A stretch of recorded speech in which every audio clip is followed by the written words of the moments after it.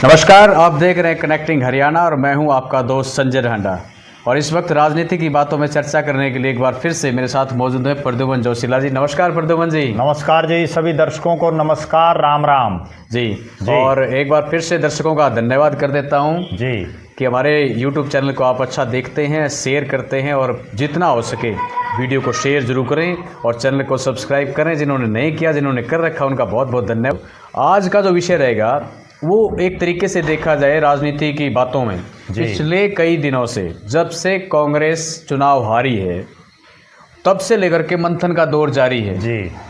और ये मंथन करने के लिए कमेटियां बनाई जा रही हैं जी, रिपोर्टें ली जा रही हैं। सवाल जो थे ईवीएम के ऊपर भी उठे थे, उसके बाद से हारे हुए जो कैंडिडेट थे उनसे भी चर्चा की गई है जी। लेकिन मैं ये कहता हूं कि जिन सर्वे के आधार पे कांग्रेस ने टिकट वितरण किया था जी सबसे पहला सवाल तो उनसे ही करना चाहिए कि वो एजेंसी कौन थी। जी क्यों जी ये इतना मंथन आधा कम हो जाएगा, पहली बात तो ये। जी। दूसरा कि उन्होंने किस आधार पे सर्वे किया जी और किस आधार पर कांग्रेस ने उनके ऊपर विश्वास करके टिकट दी। जी, पहली बात तो ये। बिल्कुल। यहाँ पर दो बातें हैं, या तो सर्वे सही था, टिकट दी गई उसके आधार पर, या फिर सर्वे झूठा था और टिकट दी गई मनमाने के आधार पर। क्यों? दोनों बातें हैं जी। ओके। दूसरा सवाल ये हमारे लिए भी है, ये आपसे भी सवाल है कि आपके पास इलेक्शन से पहले या टिकट वितरण से पहले कोई कांग्रेस का सर्वेयर आपके पास पहुंचा था? ये सबसे बड़ा सवाल है हमारे लिए। ये जो लोग पिछले कुछ दिनों से कह रहे थे ना कि भी जो टिकट दी जाएगी वो सर्वे के आधार पर दी जाएगी, जिसका टिकट वितरण में नाम नहीं आया उसको ये कहा गया कि आपका सर्वे में नाम नहीं था इसलिए आपकी टिकट कट गई है। क्यों प्रद्युमन जी?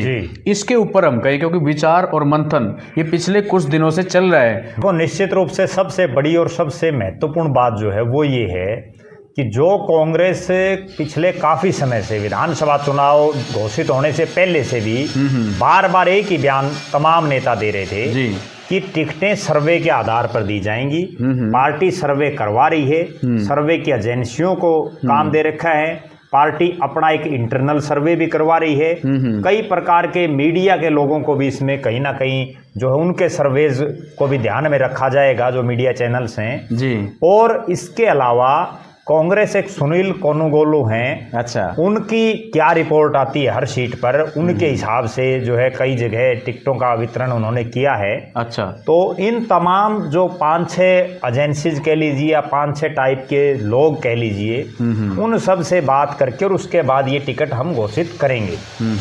और ना केवल कांग्रेस के शीर्ष नेता बल्कि चाहे हरियाणा प्रदेश के नेता हों, तो भूपेंद्र सिंह हुड्डा हों, कुमारी शैलजा हों, दीपक बाबरिया हों, उदय भान हों, दीपेंद्र हुड्डा हों, रणदीप सुरजेवाला हों, तमाम नेता बार बार इसी सर्वे की रट लगाए हुए थे कि इस बार जो है टिकटें वो सर्वे के आधार पर दी जाएंगी और दे भी जानी चाहिए। और जब कांग्रेस पार्टी के प्रदेश अध्यक्ष उदय भान जी ने आवेदन के लिए आमंत्रित किया कि हरियाणा प्रदेश से कौन कौन आदमी टिकट मांग रहा अलग अलग हलकों से जी, लगभग 3000 लोगों ने 90 विधानसभा क्षेत्रों में आवेदन किया जी। और 2 विधानसभा क्षेत्र तो ऐसे थे जो बड़ी अचंभे की बात है, जहां 80 के आसपास लोगों ने टिकटों के लिए आवेदन किया था इंद्री, और जिनमें सबसे जो महत्वपूर्ण सीट थी वो थी जुलाना। और जुलाना में जिन्होंने आवेदन किया उनमें से एक को भी टिकट नहीं दी। ठीक बात है। तो वो कहाँ गया सर्वे और कहाँ आवेदन? बिल्कुल। किस तरह से लोगों को मूर्ख बनाने का काम किया जा रहा है, नेताओं को मूर्ख बनाया जा रहा है जी। अब जो मुख्य मुद्दा है आज का कि ये सर्वे वाले जी, अब कांग्रेस पार्टी ने घोषित कर दिया कि हम सर्वे के आधार पर टिकटें देंगे। भारतीय जनता पार्टी भी इसी तरह के सर्वे कराती है, बहुत सी सर्वे एजेंसीज, और उनको सैकड़ों या हजारों में रुपए नहीं दिए जाते, लाखों करोड़ों रुपए में जो है इतना इन चीजों का खर्चा होता है। और पूरे हरियाणा प्रदेश की 90 सीटों पर कौन जिताऊ प्रत्याशी है उसका आप हमें सर्वे ला करके दो। बिल्कुल। उन्होंने क्या सर्वे दिया? पहली बात तो ये होनी चाहिए, पारदर्शिता होनी चाहिए हर पार्टी में। ठीक बात। कि जो आपका सर्वे आया है आप उसको कम से कम ओपन तो करो, ताकि जिन लोगों को टिकट नहीं मिली जी, और जिन बेचारे कांग्रेसियों ने 20-20 हजार रुपए उस आवेदन के लिए लगा रखे थे, उनका पेटा तो भर जाएगा कम से कम। भाई हमारा तो सर्वे में नाम नहीं आया। ठीक बात। अब वो कोई सर्वे की रिपोर्ट ओपन नहीं, सब मन गढ़ंत कहानियां। बिल्कुल। और उसके बाद हुआ क्या अगर उस सर्वे की रिपोर्टों के आधार पर ये टिकटें दी गई हैं, चाहे वह सर्वे एजेंसीज द्वारा करवा गया, कांग्रेस का इंटरनल सर्वे हुआ, या विभिन्न अन्य सोर्सेज से जो भी इनपुट आया, अगर उनके आधार पर करवाया गया है, तो इसका मतलब कांग्रेस की प्रदेश में कोई हवा और आंधी नहीं थी, केवल जो है फिजूली बातें थी। तो अगर वो सर्वे के आधार पर टिकटार्थी उतारे गए, प्रत्याशी उतारे गए, तो ये 90 में से 37 क्यों जीते? ठीक बात है। अगली बड़ी बात, और जो बड़ी गंभीर बात है, क्या उस सर्वे एजेंसी ने कहीं ये दर्शाया कि बारडा से सोमवीर शोराण को टिकट दी जाए? हाँ। क्या उस सर्वे एजेंसी ने ये दर्शाया कि जुलाना से विनेश फोगाट ही जिताऊ हैं? बिल्कुल। क्योंकि जिस जुलाना में 80 के आसपास लोग टिकट मांग रहे थे, और उस जुलाना में तो गांव कम हैं, टिकटार्थी ज़्यादा थे, ये हालात थी। इसके अलावा बहुत से ऐसे विधानसभा क्षेत्र हैं जिनमें इस तरह से टिकटें दी गई कि जो जिताऊ प्रत्याशी थे उनकी बजाय कमज़ोर लोगों को उतारा गया। अब मैं आपको 3-4 उदाहरण बताता हूं दर्शकों को। तिगांव की विधानसभा सीट है, ललित नागर का सबको ये पता था कि ये सबसे मजबूत, इससे मजबूत कोई नहीं है, तो क्या उस सर्वे में उनका नाम नहीं आया? ठीक बात है। अगर उनका नाम आया सर्वे में, तो ये गड़बड़ किसने की, टिकट किसने काटी? ठीक बात। अगर उनका नाम सर्वे में नहीं आया, तो इसका मतलब आपकी सर्वे एजेंसीज टोटल फेलियर साबित हुई। हाँ, बिल्कुल सही बात है। उनके मुकाबले जिन नागर साहब को टिकट दी, ललित नागर की टिकट काट करके जी, उनकी तो बुरी तरह से हार हुई है, जबकि ललित नागर 2 नंबर पर बड़ी क्लोज फाइट में आ रहे हैं। ठीक बात। दूसरा उदाहरण मैं आपको दूं, बल्लभगढ़ की सीट थी, शारदा राठौड़ की टिकट काटी गई, और वहां जिन पराग शर्मा को टिकट मिली, उनके आप हालात देखिए, उनको कितने वोट मिले। ठीक बात। इतनी बुरी हार कांग्रेस जैसी पार्टी की, और वो भी इतनी आंधी में, जब इससे ज्यादा आंधी नहीं आ सकती कांग्रेस की। जब बीजेपी का 10 साल के राज से लोग एंटी इनकम्बेंसी इतनी भयंकर थी, जिसको खुद बीजेपी के नेता तक भी मान रहे थे कि इस बार कुछ भी हो सकता है। हाँ बिल्कुल। ये 2 उदाहरण हो गए। तीसरा उदाहरण अंबाला कैंट, चित्रा सरवारा की टिकट काटना। कितनी बड़ी, कहाँ हैं वो सर्वे करने वाले लोग जिन्होंने वहां से, जिन परी साहब को टिकट मिली, उनकी तो बड़ी बुरी हालात रही चुनाव में। ठीक बात है। ये 3 तो मैंने आपको मेन बात बताई है। अब उसके अलावा बवानी खेड़ा, क्या बवानी खेड़ा विधानसभा क्षेत्र में जो 2 लाख के आसपास मतदाता हैं, उनमें से मैं बड़े दावे के साथ ये बात कह सकता हूं कि कोई मुट्ठी भर चुनिंदा जो राजनीतिक आदमी हो, उनको तो भले ही पता हो कि कौन प्रदीप नरवाल है। ठीक बात है। नहीं तो उस हल्के में ये पता ही नहीं कौन प्रदीप नरवाल। जी बिल्कुल सही। और प्रदीप नरवाल को ये नहीं पता मिलेगा कि बवानी खेड़ा गांव में चुनाव से पहले, और प्रदीप नरवाल छोड़िए, मैं बड़ी एक खास बात बताऊं, हरियाणा प्रदेश के 99% नेताओं को ये नहीं पता मिलेगा कि बवानी खेड़ा में एक सह गाँव है, एक सुमड़ा खेड़ा है, वो है कहाँ। ठीक बात है। ठीक है, बिल्कुल। वो ऐसी हालात है कि चुनाव होने के बाद भी कई तो चुनाव लड़ चुके होते हैं, तब भी नहीं पता चलता कि गांव है कहाँ। बिल्कुल।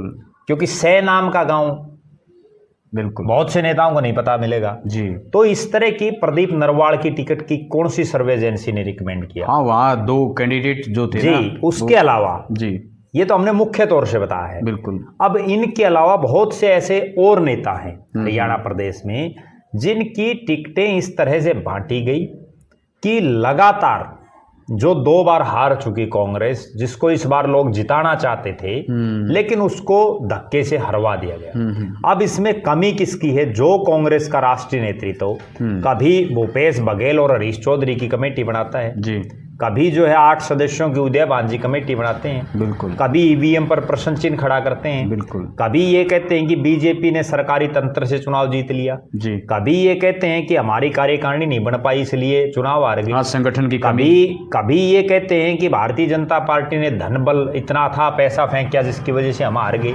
तो आप सबसे पहले तो ये सोचिए कांग्रेस का शीर्ष नेतृत्व कि आपने टिकट दी किस आधार पर। हाँ, उसमें 2-3 चीजें हैं। अगर आपने इन सर्वे एजेंसीज के आधार पर दी तो इसका मतलब ये टोटली फेलियर है, और आगे आपको इन पर विश्वास करना नहीं चाहिए। बिल्कुल। दूसरी बात, अगर आपने इनकी बजाय अपने मनमाफिक दी हैं, कांग्रेस में खास बात बताता हूँ नाडा साहब जी, कांग्रेस में कोटा सिस्टम चलता है। अच्छा। और वो कोटा सिस्टम का मीन्स ये है कि कांग्रेस का कोई बड़ा नेता अपने एकाध चहेते को टिकट दिला देता है, और इस बार भी वही हुआ। आप ये देखिए कि प्रदीप नारवाल को किसने टिकट दिलाई? ठीक बात है, कहीं किसी ने तो टिकट दिलाई है। बिल्कुल बिल्कुल। या जो पराग शर्मा हैं, उनको टिकट किसने दिलाई? परविंदर सिंह परी को टिकट किसने दिलाई? जो रोहित नागर हैं उनको टिकट किसने दिलाई? रामनिवास राणा को किसने दिलाई? जी बिल्कुल, इस तरह से अलग अलग विधानसभा क्षेत्रों में ये कोटा सिस्टम चला है जी, जिसमें ऊपर से किसी नेता ने सेटिंग करी और वो उनको टिकट मिल गई। ठीक बात। या दूसरा, जो कुछ एक कांग्रेस के लोग आरोप लगा रहे हैं, कांग्रेस के ही जिन लोगों की टिकटें कटी वो खुलेआम आरोप लगा रहे हैं कि इस बार जो है पैसों में टिकटें बेची गई। बिल्कुल। और जिस तरह से इतने बड़े बड़े धनाढ्य लोगों को टिकटें मिली हैं, तो कहीं ना कहीं उसमें भी एक डाउट आता है। बिल्कुल। जब जिस नेता का उस हल्के में कुछ नहीं है, उसके बावजूद अगर आप उसको टिकट दे रहे हैं, तो कहीं ना कहीं ये दर्शाता है कि या तो उसने किसी तरह से ऊपर सेटिंग करके टिकट लिया या वो पैसे के दम पर लिया है। और जब खुद आपकी पार्टी के नेता ये आरोप लगा रहे हैं, बिल्कुल, तो कहीं ना कहीं दाल में काला है। हाँ, और इन तमाम कांग्रेस क्यों हारी, कैसे हारी, ये तो बाद की बातें हैं। सबसे पहले आप ये सोचिए कि आपने टिकट वितरण गलत किया कैसे? हाँ, किन नेताओं की वजह से ये टिकट वितरण गलत हुआ? ऐसे ऐसे नेता हैं, सोमवीर शोराण 3 बार लगातार लोहारू से हार चुके हैं। बिल्कुल। और फिर उनको बारडा में टिकट देना, जी, मांग नहीं रहे थे टिकट, बारडा से टिकट नहीं मांग रहे थे। बिल्कुल, कहीं ना कहीं क्या सेटिंग आपस में हुई है। और अगली बड़ी बात जी, कांग्रेस पार्टी ने जिन 89 लोगों को टिकट दी, अगर आप उनका टोटली निष्पक्ष तरीके से ये देखें कि उनमें कितने मोटे पैसे वाले नेता हैं, तब ये अंदाजा लगता है कि कहीं ना कहीं टिकट वितरण में कुछ ना कुछ हुआ है, जिस पर ये तमाम नेता आपस में पर्दा डालना चाहते हैं। ये ओपनली उस चीजों को करना नहीं देना चाहते। बिल्कुल बिल्कुल बिल्कुल। अगली जो बात है, जो आपने भी जिस पर चर्चा की जी, कि जिन सर्वे के बारे में बता रहे हैं, हरियाणा प्रदेश में के मतदाता बहुत जागरूक हैं जी। इस वीडियो के नीचे कमेंट करके तमाम साथी ये बताएं कि आपके पास कोई कांग्रेस पार्टी का सर्वे करने वाला पहुंचा? हाँ, बस सबसे बड़ा सवाल है, और वाकई में है भी। और अगर आपके पास कोई पहुंचा है तो आप अपना नाम, अपना हल्का उस पर मेंशन करें। बिल्कुल। और अगर नहीं पहुंचा आपके पास जी, तो क्योंकि जो YouTube पर जुड़े हुए हैं जी बिल्कुल, या सोशल मीडिया पर जो जुड़े हुए हैं, वो लोग निश्चित रूप से एक्टिव हैं। हाँ बिल्कुल। अगर उन्हीं के पास लोग नहीं पहुंचे सर्वे वाले, तो कहीं ना कहीं वो कहीं नहीं गए। जी बिल्कुल। आप खुद तमाम दर्शकों को ये हमारा अनुरोध है कि आप ये अवश्य बताएं कि इस विधानसभा के चुनाव में आपके पास कोई कांग्रेस पार्टी का सर्वे करने वाला कोई पहुंचा, वो चाहे इंटरनल कांग्रेस के हों या कोई सर्वे एजेंसीज हों। बिल्कुल। तब जो है ये पता चलेगा, वरना तो होता क्या है, अब मैं आपको बताता हूँ बात। मेरे पास एक बड़ी राष्ट्रीय पार्टी के सर्वे करने वाले आ गए। अच्छा। और वो यहीं आके 10-12 विधानसभा क्षेत्रों के तो यहीं मेरे से लिखवा के लेगी। अच्छा। यहीं बैठे बैठे। तो इसमें क्या है कि वो एक आध आदमी से मिल लेते हैं। हाँ। और वहीं या फोन पर बात कर लेते हैं। ठीक बात है। और फोन भी बहुत से लोगों के आए जी कि हम फला पार्टी के लिए सर्वे कर रहे हैं, हम फला पार्टी के लिए कर रहे हैं। और वो फोन से ही मैं जिसकी कह दी, वो ना मेरे को जानते ना मैं उनको जानता। जी बस ये सिर्फ एक फॉर्मेलिटी। मतलब ये है, सर्वे के भी कई रूप होते हैं जी। आप रैंडमली सर्वे कर रहे हैं, आप डोर टू डोर सर्वे कर रहे हैं, या किस तरीके का सर्वे आप करवा रहे हैं, क्वेश्चनियर आप भेज रहे हैं, फोनिक आप कर रहे हैं, कैसा कर रहे हैं, लेकिन कोई तो पता चले। आप पूछ के देखिए किसी से भी, आप अपने से अंदाजा लगाइए, फिर और पूछिए कि क्या आपके पास कोई सर्वे वाला आया था या नहीं। सीधी बात है। बिल्कुल। तो कांग्रेस पार्टी के शीर्ष नेतृत्व से हमारा तो ये अनुरोध है कि आप तमाम ये बहानेबाजी छोड़ करके, तमाम ये कमेटी सब छोड़ करके केवल इस चीज का सबसे पहले आकलन करें कि ये टिकटें किस आधार पर बांटी गई। क्योंकि आपकी हार कैसे हुई? हार तो आपकी तभी हुई जब टिकट गलत बांटी गई। बिल्कुल। और ये अब की बार नहीं है, हमेशा ऐसे हुआ है। पिछली बार की बात बताऊं, कांग्रेस पार्टी ने पिछली बार भी टिकटें गलत बांटी, उससे पीछे भी टिकट गलत बांटी।